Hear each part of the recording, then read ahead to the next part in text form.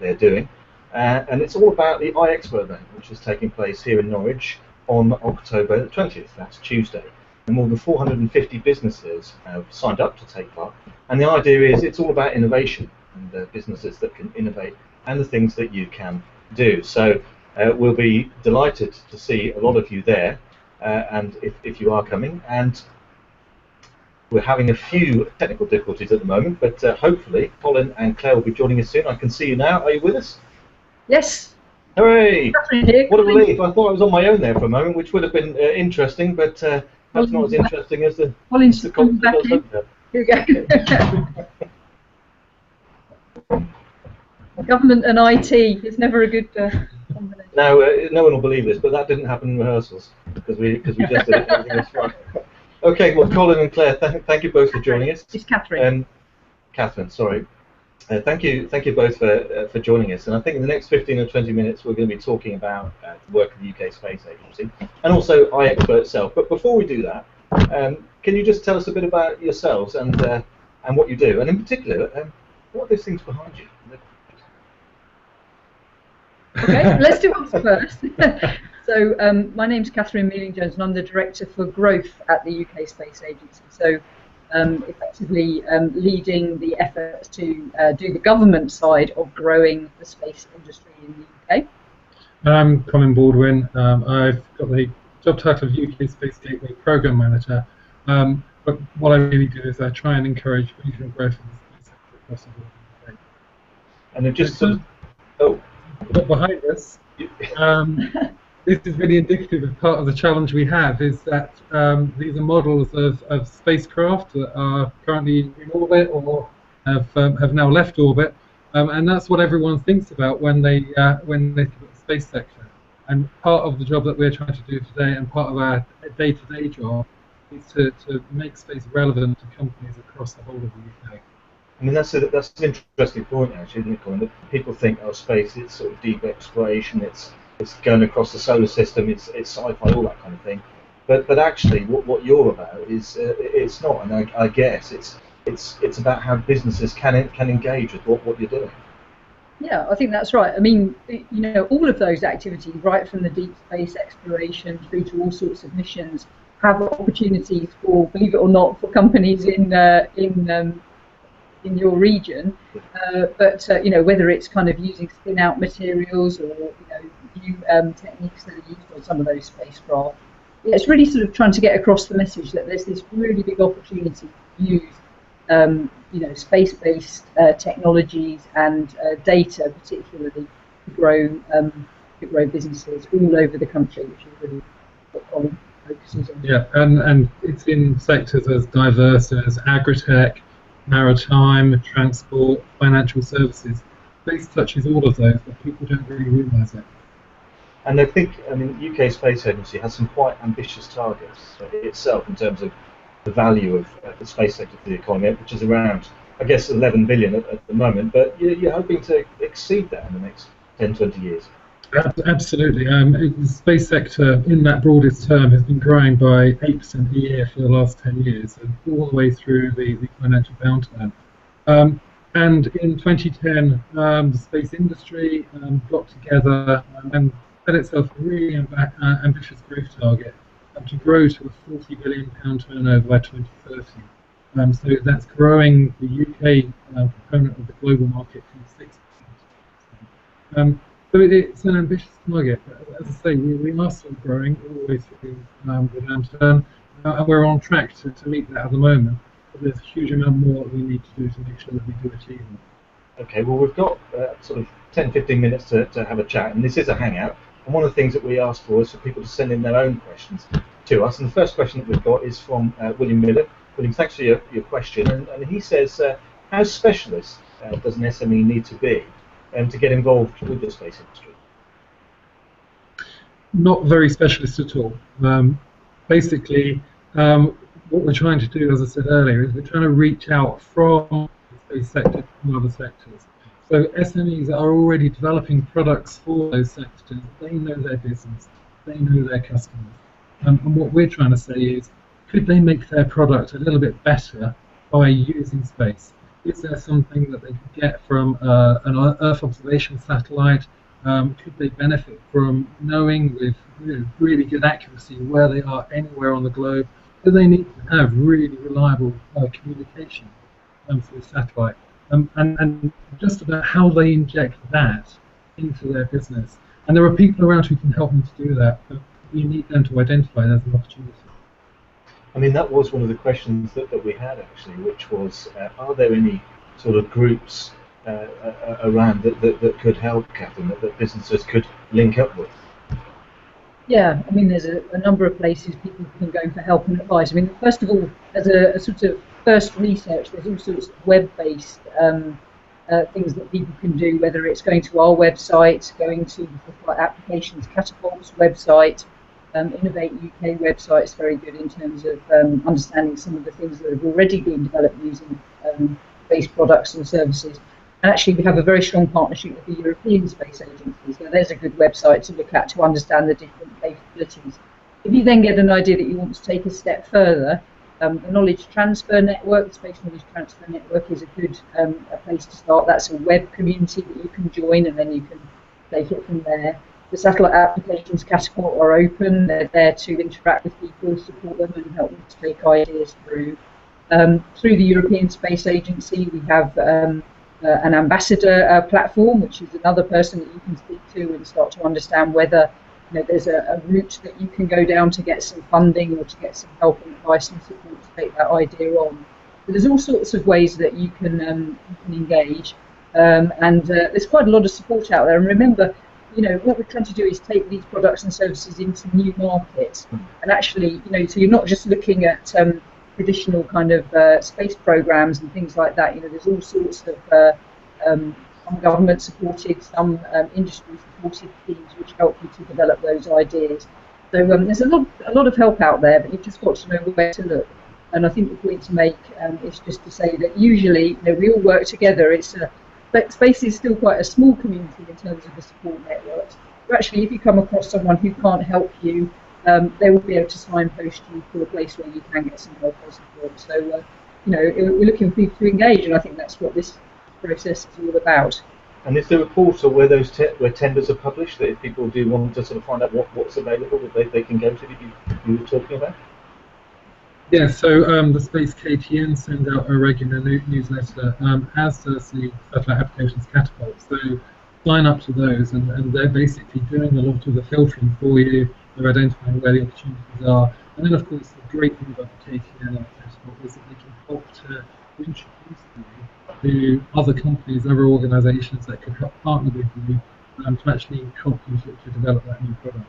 Yeah, we've had a question from Alan Cowie, who's actually has been sort of following what we're saying. But he's asked a question which is, what are the aims and objectives of UK Space Agency, and besides yourselves, who's it made up of? Okay, well, the UK Space Agency is an organisation of about 70 people. We're based in Swindon, of all places, in Wiltshire, right next to the railway station. We were set up a few years ago to sort of make a one-stop shop in government for everything that we do in space. We're everything from experts to in different things like space debris, space scientists, space engineers, right through to people like Colin, who are very expert in economic development and so on. And we work right across the range from my kind of job, which is having a big long-term strategy with our industry and academia to grow the sector, people who are engaged on space science missions and so on. We've got a very active space education programme, so we're just doing a lot of activity around an astronaut, but we're about to send to the International Space Station. So, a range of activities right through from fundamental science to government policy making, and we're also a regulator through to innovation and business growth activities, so a real range of things. And our aim is to grow the business, to grow the industry. That's what it's all focused on. And on that, I mean, you've got some quite ambitious targets. I mean, how important is international business and export in terms of reaching the 40 billion a year turnover that we're talking about? And export is hugely important. Within the Space Growth Action Plan, and we've identified that £25 billion of that £40 billion per annum should come from export by 2030. But there are programs and projects around that really help to internationalize space products. And of course, space, because it relies on technology that's above the Earth, the data and the services that satellites provide are truly global. Anything that's developed within the UK through a UK market technically can be applied elsewhere. Obviously, there may be local geographical details or differences in terms of government structures and so on, but the technology enables that export to happen. I think, as I mentioned earlier, we also have particular projects and programs which support internationalisation. One of them is the International Partnership in Space Programme that we've been running this year. And we've got 20 projects running where it's UK partners working with governments and industry over the globe, developing new products and services which are export ready. A lot of people think as well that space is all about technology that's being used, further afield. But I think actually some of the applications that you've been talking about can actually be applied very local levels, which I wasn't aware of. Yeah, that's right. I mean, what we're talking about is, people using data. I mean, one of the initiatives we've got, for example, is about government use of space-derived data. So when I talk about government, I mean everything from national government, big white school departments, right through to local government delivery. And some of those local delivery ideas are some of the most interesting. We've got some projects running which are about health screening, where a van can go down and deliver health services in people's local areas, in rural areas, and then using satellite communications links, you can actually have a dialogue with a real person in a real hospital and take health services out on the road. There's another project which is, of all things, about dustbin collection, optimising dustbin collection. And it means that people in this local area can actually report missed bin collections.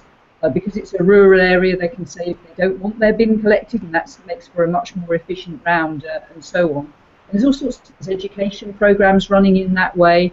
There's an initiative going on with one council where they're looking at using Earth observation data to monitor their car parks, and whether they're being used effectively and so on. So really, all sorts of services can be delivered. And in these examples of these businesses that have been created, as an example of these, these partnerships with local government particularly, those are real local firms who have no idea that they had a space-based business idea. And I can't believe that there aren't people watching this now who have got ideas that could really take flight in that same way. Well, there you go. If you've got an idea, there's two people here that want to hear from you. And let's take another question now, which is from Steve, and it follows on from that, actually, which is what we've just been talking about. And he's saying, well, bearing in mind what you've been saying, what can businesses then in the New Anglia area of Norfolk and Suffolk do to win a good share of this £40 billion worth of work and contracts that you're talking about? Well, I think the first thing to do is come along to the New Anglia iExpo. I would say that, wouldn't I? But we're working with the satellite applications Catapult, and they're going to be running a masterclass at the iExpo to really help businesses to better understand what these opportunities are. We're going to be exhibiting all day as well with some case studies of what other businesses have done using space data. Following on from that, get involved, engage with the Space KTN, get involved with the Catapult newsletters and their mailing list, and think about how you could use global positioning, near global satellite communications, and Earth observation data to improve what you're currently doing. Or is there a new product that you can develop that serves the same market? And then get in touch, talk to the Catapult, talk to some of the universities who are doing a lot of work in this area as well. And as Catherine mentioned, there are lots of organisations who, if they don't know the answer themselves,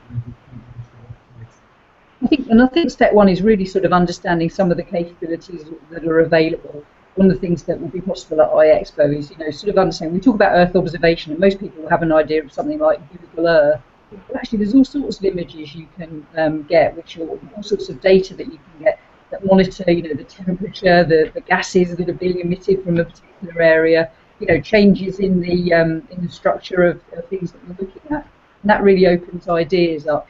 Just another example, a company recently developed a great product which is now being sold to companies doing big transport schemes or big construction schemes, because they were able to use the data from satellites to be able to work out where there were areas where you were likely to get a big hole in the ground unexpectedly, or where there were likely to be archaeological remains underneath which might hold up building. And it meant that they could sort of sort all that out before building started and offer that service into the construction industry. There's all sorts of things like that. So the first thing is just to switch your mind on to what's possible. And then I think most entrepreneurial people will then start to think, oh, I know, I can think of a service I can deliver doing that. And then use some of these tools and some of these networks to then take that idea a step further. Yeah, and the crucial thing is we're not saying people need to develop something brand new, fully based on space. It's what can you do if you overlay, say, space data on other data sets. Things like, Catherine was talking about holes in the ground. If you can look at historical data around where mine shafts are, then lay that onto Earth observation data, you can have a much better idea about where you might get subsidence or issues. So it's about bringing different data sets together and using that information. I've got a couple of questions because we are getting close to the end of our time. But a question from Arslan Ahmed, who said, if we've got a research project idea with a satellite application, then how can you help make that a reality? And another question from Daniel Chadwick, and we can sort of mop these up together, but he's saying, as a web developer interested in space and big data, what opportunities would there be for him? If I take the second one, I mean, the whole application side, that underpins our growth strategy. We're all now walking around with more powerful computers than there were on the Apollo program, and we just use them as a phone. So we're talking about massive data sets. We're talking about, as I said earlier, how you can blend different data sets. And that expertise in terms of processing data, visualizing it, making it accessible on a handset is really, really important. So web developers, app developers are just the kind of people who are bringing into the sector. And they could have the ideas themselves, or they could partner with other people who have the ideas, and then you can see how both can benefit. And on the where can you go with the research project idea? I mean, I think it's those places that we've already talked about. Talk to satellite applications, Catapult, perhaps come along to the iExpo and watch the master class. Get in touch with Innovate UK. We also have some excellent schemes to help people get their ideas moving. There's a lot of help out there, so use. The KTN is a really good connection point to then branch off into something that will really help you to develop your idea further. Just one more thing, which is something more for the future, but I will just mention it, is one of the things that business struggle with is access to finance in terms of getting their ideas off the ground. And I'm pleased to say that although I'm not going to preempt any announcements, but we're seeing a lot of interest from the financial sector in terms of venture capital interest in getting engaged with companies that are starting to get products and services off the ground. Another indication that another sector can really see growth potential through the use of space applications and data. So, again, I fully anticipate that will become a real theme over the next sort of 5 to 10 years as people get their ideas going and start to look for those kind of partnerships with people who already had successful businesses in other sectors who want a slice of this very exciting action that's happening in the space sector at the moment. And a quick question, again, follow-up question. William Miller has just asked that the data sets that you've mentioned, are they freely available? There's a lot that is freely available. We've just invested in a portal at the Satellite Applications Catapult, which is using the huge amounts of petabytes of data that are coming down from the European Union's Copernicus satellites. So there's a lot of archive data that's freely available. Again, you go to the experts and they can tell you what's freely available and what you have to pay for. But there's a good number of businesses get off the ground using very cheap data sources, which really do take down the cost of getting your demonstrators together and getting your business off the ground. Excellent. Well, there are a lot of exciting opportunities ahead, as you both mentioned, and you can find out more at iExpo, which is on October the 20th. I think, Colin, you'll be there, won't you? So we look forward to seeing you there. And quick question before we go, it's a little test because you said you were full of experts, but Lyle said, How long would a manned space trip to Mars take? Because he's currently planning his next summer holidays. Well, I don't think he'll get there in time for his next summer holiday. We're about to send a rover to Mars, so we'll get the rover to report back. At the moment, I think it'd be a bit of a one-way trip. Okay, well, thanks both to joining us. That's Colin and Catherine, and it's been fascinating to find out about the work of UK Space Agency and also the opportunities available to businesses here to us in Norfolk and Suffolk. And if you are interested in attending iExpo, if you contact New Anglia, then you can find out some more details there. So that's it from us. Thanks a lot for joining us, and goodbye. Thank you.